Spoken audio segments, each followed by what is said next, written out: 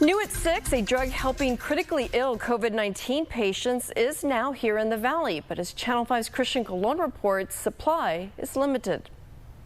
Yeah, this right here is remdesivir, and according to state officials, South Texas Health System is the only hospital in the valley to hold it. And although there is no cure for coronavirus, this right here has shown improvement in critical cases. Remdesivir, a drug first designed during the Ebola crisis back in 2015.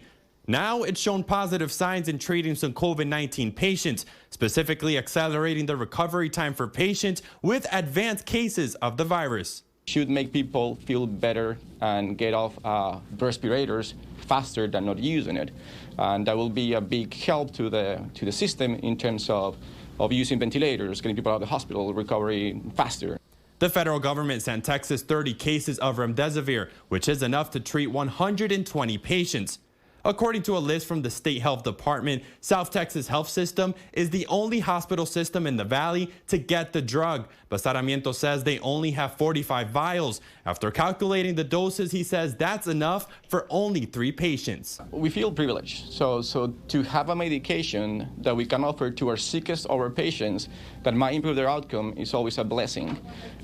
Clearly, this medication won't be used for patients that are not that sick.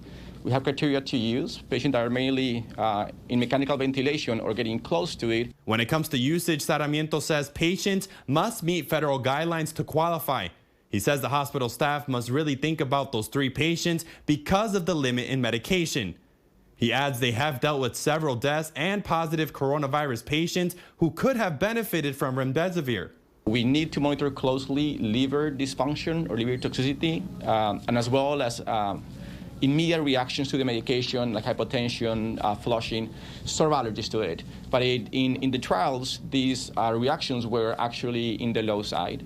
As of now, they have no patients that qualify. However, after its use, Sarmiento says results can show up on the 10th day.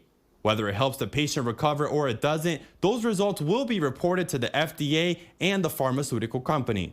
No one will want to qualify for the medication at this point being, because it will mean that you will be sick enough to be in ICU, close to require a respirator, to receive the medication.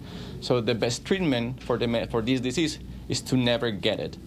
And to that, Sarmiento says the best thing to do is to continue washing your hands and using your mask to prevent the spread. For now, doctors hope that this limited amount of medication they have show positive results because, again, there is no cure. In Edinburgh, Christian Colon, Channel 5 News at 6.